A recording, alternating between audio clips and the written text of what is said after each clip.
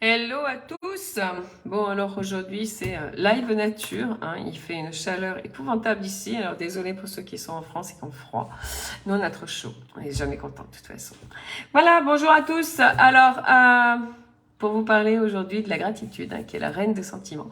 Pour terminer le cycle sur les sentiments, alors ça va être un live court, plus sous forme d'introduction, puisque la gratitude demanderait d'approfondir sur beaucoup de choses, mais c'est un approfondissement que l'on va faire au cours du cycle du mois de mars, hein, où je vais beaucoup plus vous parler de tout ce qui est intuition. J'ai une drôle de coiffure, on s'en fout. Je vais plus vous parler de tout ce qui est intuition au mois de mars et de tout ce qui est monde subtil quelque part, pour vous relier à votre être. Et puis vous allez voir qu'à partir du moment où on commence à toucher l'intuition, la gratitude, elle vient toute seule. Alors, qu'est-ce que la gratitude ? Souvent, on associe, enfin c'est pas souvent, on associe la gratitude au merci en oubliant que dans nos pays, dans nos cultures, on a associé le merci à de la politesse, hein, et parfois à des merci de complaisance. C'est-à-dire qu'à chaque fois qu'on reçoit quelque chose, on nous a habitués enfants à dire merci, que le cadeau nous plaise ou nous déplaise, qu'on ait envie d'accueillir ce que l'on nous offre ou pas. Ce qui fait qu'on a complètement dénaturé le sentiment de gratitude que l'on peut ressentir, et on a surtout oublié que la gratitude à la base c'est un élan du cœur. Ça veut dire quoi d'avoir oublié ça? Ça veut dire qu'on a également oublié de joindre à la parole, on a oublié de joindre le geste d'ouverture. Or, la gratitude est vraiment le sentiment qui nous relie au moi supérieur, qui va nous relier à ce qu'on peut appeler les mondes subtils, ce qui va nous permettre, on va dire, de rayonner. Alors, c'est peut-être pas innocent si on nous l'a coupé, puisque on est beaucoup à avoir compris que tout ce qui se déroule actuellement, c'est un basculement justement avec des prises de conscience, avec des réveils, avec un éveil, et la gratitude justement pourrait participer à cet éveil. Donc c'est pas à mon sens anodin qu'on nous ait dénaturé ça en faisant quelque chose, un signe de politesse. On dit merci. Souvent on nous apprend à dire merci comme un simple mot, alors que le merci normalement il vient du cœur et c'est un élan. Qu'est-ce qu'il y a exactement, on va dire, derrière la gratitude, et pourquoi elle est si importante dans la vie de l'homme? Comme je viens de vous le dire, c'est vraiment ce qui nous relie à de la magie qu'on peut avoir dans notre vie, à la magie. La gratitude, c'est ce qui va nous emmener sur un plan vibratoire beaucoup plus haut. C'est la chose qui va nous porter et surtout la chose qui va attirer.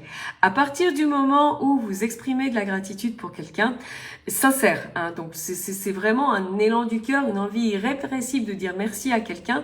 Je suis sûre que ça vous est déjà arrivé, y compris à des personnes qui vous ont fait souffrir, parce que c'était difficile au démarrage, et puis au final, vous vous dites, mais elle m'a rendu un service mais tellement grand. Je l'entends souvent chez mes clients quand ils rencontrent l'âme sœur peu de temps après une séparation, où ils me disent, mais elle se rend pas compte, ou il ne se rend pas compte à quel point il m'a rendu service en me quittant. C'est exactement ça. C'est cette envie, ça part des tripes, et vous avez envie de dire merci à la personne, mais sincèrement. Et ça, on l'a malheureusement dépouillé. J'ai envie de vous raconter une anecdote. Il y a quelques années, en 2020, pour ceux qui ont suivi l'histoire, mes gamins ne portaient pas correctement le masque, voire ne le portaient pas du tout, puisque j'étais contre. Et la directrice les a isolés pendant toute une journée, sous prétexte qu'ils portaient mal leur masque, hein, et sous la pression des parents qui pensaient que mes enfants, finalement, allaient tuer tout le monde. Et finalement, ils se sont fait mettre à la porte de l'école avec les félicitations, on va dire, du rectorat, qui a soutenu toute cette manœuvre, puis qui continue d'ailleurs. Et sous le moment, je l'ai extrêmement mal vécu, mais extrêmement mal vécu, allant jusqu'à la dépression, puisqu'on touchait non seulement à mes enfants, mais outre de toucher à mes enfants, on était en train d'altérer leur santé, on était en train de faire des choses que je vivais comme très très injustes, et surtout ça venait démolir une croyance. Avec le temps, mais cette dame, si je la retrouvais en face de moi, mais je lui dirais mais merci, merci mille fois, y compris l'inspecteur de l'académie qui a jamais voulu me recevoir pour faire une lecture du dossier médical ensemble et s'apercevoir que le certificat était non pas fallacieux comme on me l'a dit, mais véritable. Et cette dame, j'ai juste envie de lui dire mais un énorme merci, elle ne se rend pas compte une seule seconde du service qu'elle nous a rendu. Elle nous a fait découvrir un mode de scolarité qu'on ne connaissait pas, enfin de scolarisation, qui est l'école à la maison. Je ne savais pas que ça existait et surtout je ne savais pas qu'à l'époque c'était si facile d'y accéder. Après, je dis pas que c'est facile de faire les cours, hein, on est bien d'accord. Mais surtout, ça nous a offert une plage colossale de liberté. C'est-à-dire que on n'est plus tenu aux astreintes d'heures, on n'est plus tenu aux astreintes. Il y a plus de week-end, il y a plus de vacances, il y a plus toutes ces contraintes d'heures qu'on a quand on a des enfants qui sont scolarisés. Puis on a tous connu, ou pour la plupart qu'on a connu, étant nous-mêmes enfants. Et soudainement, ça vous ouvre une plage mais immense de liberté où vous pouvez vous dire que l'instruction, elle peut s'inscrire totalement dans autre chose. Et à partir du moment où vous avez cette prise de conscience, il y a forcément un élan du cœur qui se produit puisque c'était notre aspiration depuis très longtemps. Avant d'avoir les enfants, on voyageait énormément. On conjuguait notre travail avec nos voyages pour pouvoir justement se déplacer encore plus. Et au moment où les enfants étaient scolarisés, on s'est dit « Ah zut, on peut plus ». Et on s'est retrouvé bloqué finalement dans le carcan quotidien, c'est-à-dire on avait des week-ends avec des jours fériés parfois qui suivaient, et puis on avait des vacances. En même temps que tout le monde, ce qui n'était pas forcément là pour nous plaire. Et là, soudainement, on se retrouve avec plus de vacances, plus de week-end. La possibilité d'organiser, vous voyez, aujourd'hui c'est un jour férié à Maurice, je me sens pas obligée de prendre un jour férié. J'ai envie de faire des choses que je vais faire. Par contre, peut-être que demain sera un jour férié. Voilà, et ça, c'est le cadeau qu'elle nous a fait, c'était le cadeau qui était derrière. Et je pense que si on regarde, moi il y a une phrase de Napoléon Hill, alors que je vais encore vous éborgner parce que je la connais pas par cœur, que j'adore, c'était d'ailleurs mon mantra pendant très longtemps, c'est que toute opportunité commence par se présenter comme un cadeau mal emballé. Et là, pour le coup, c'était vraiment le truc, c'était vraiment super mal emballé, c'était même quasiment pas emballé du tout dans un vieux papier tout sale, mais le cadeau derrière, il est hyper important. Et le fait de reconnaître que cette dame, au final, qui au démarrage, sur une action qui pouvait ressembler à de la maltraitance, nous a rendu certainement le plus beau service de notre vie, merci mille fois. Et la gratitude, c'est ça, c'est cette envie de dire merci, mais c'est vraiment un merci sincère qui vient du cœur, qui vient de l'intérieur, j'ai envie de dire. C'est comme un cri qui vient de l'intérieur. Ça vous rappellera peut-être une chanson. Concrètement, qu'est-ce qu'on fait pour arriver à se raccorder? Alors, on rentrera plus dans le détail sur tout le mois de mars, parce qu'on va aller creuser l'intuition, on va aller creuser... alors peut-être pas les mondes subtils, mais au moins l'intuition et puis ce qu'elle peut provoquer, parce que j'entends beaucoup de gens autour de moi qui me disent je croyais que j'étais pas normale, et je pense que ça vaut le coup de s'attarder un petit peu sur toute cette partie intuitive qui vous amène à faire des actions sans que vous sachiez pourquoi. Et ces actions sont toujours, une fois arrivées à leur terme, chargées de gratitude. Donc c'est la première connexion qu'on peut avoir quand on suit son intuition, qu'on est arrivé au bout de ce que nous donnait notre intuition, que ce soit positif ou négatif. C'est toujours un grand merci. Je vais vous donner un autre exemple. J'ai mon fils, il y a quelques années, qui a fait, il y a 7 ans, qui a fait une insuffisance respiratoire aiguë. Il s'est retrouvé en désaturation en 2 heures avec 78 de SAT, donc dans un état pas du tout beau quand je l'ai trouvé. Entre les deux, il y avait eu un chat qui avait fait pipi sur notre couette et c'était la raison pour laquelle, à 1h du matin ou minuit, je déambulais toujours dans la maison en attendant que ma couette finisse de sécher dans le sèche-linge. Et là, je ne sais pas pourquoi, portée par un élan, je suis allée voir ce qui se passait dans la chambre de mes enfants et j'ai trouvé donc Kéliane qui était allongée par terre, ne respirant à peine. Aujourd'hui, à chaque fois que je regarde Moustache, la chose qui me vient, c'est merci d'avoir sauvé la vie de mon fils. Merci. C'est un petit chat blanc qui est sourd. Donc je peux lui gueuler dessus, il s'en fout, hein, soyons honnêtes. Mais il n'empêche que ma première réaction ce jour-là avait été de l'engueuler. Et maintenant, à chaque fois que je le regarde, même quand il fait une bêtise, je regarde en lui disant c'est pas grave, on va réparer parce que je me souviens de ça et que vous imaginez bien que si je suis capable de me battre avec l'administration pour mes enfants, je suis encore plus reconnaissante à mon chat qui lui a sauvé la vie.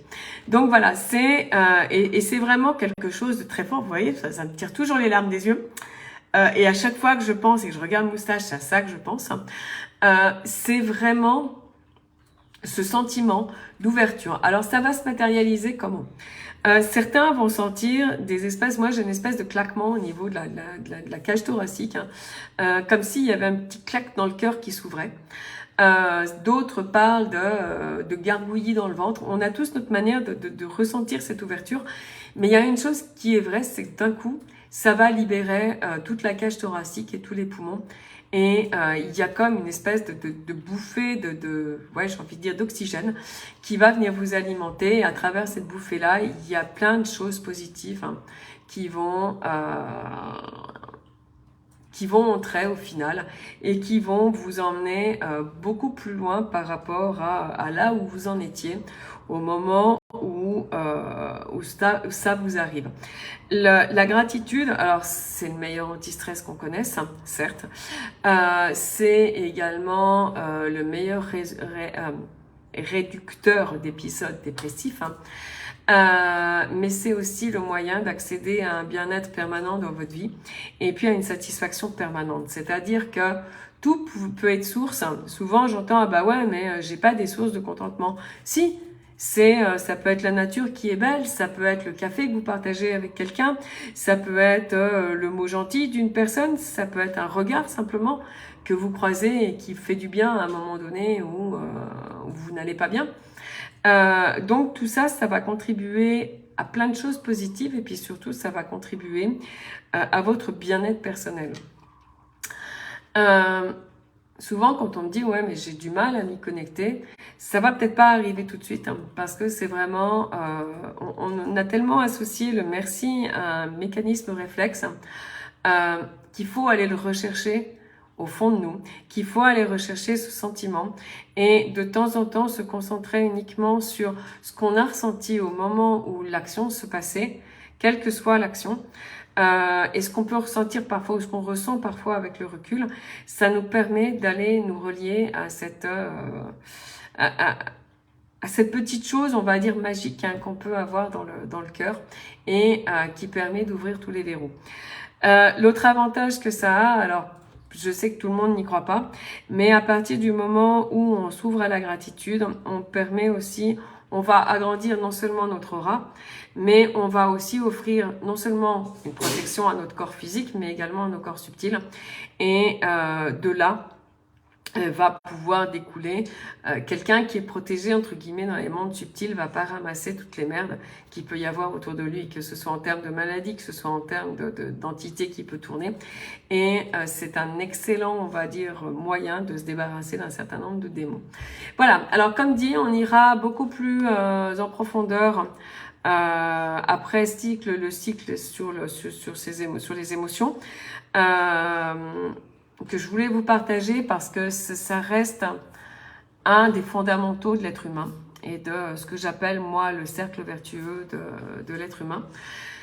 La semaine prochaine, on va aborder deux mondes qui vous paraissent peut-être antithétiques et qui pourtant sont extrêmement liés, qui sont l'intuition, la quête de soi et votre niveau financier.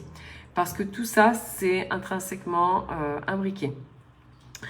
Et tout ça, ça vient en corrélation les uns avec les autres. Et la gratitude, quelque part, on va y revenir au cours de ce mois-là, tout en détail, et puis plus en profondeur sur la manière de s'y relier. Voilà, j'espère que ce live vous aura plu. Je vous remercie de votre écoute, sincèrement, avec gratitude. Et je vous souhaite une bonne semaine. Je vous retrouve la semaine prochaine. Merci beaucoup, à bientôt.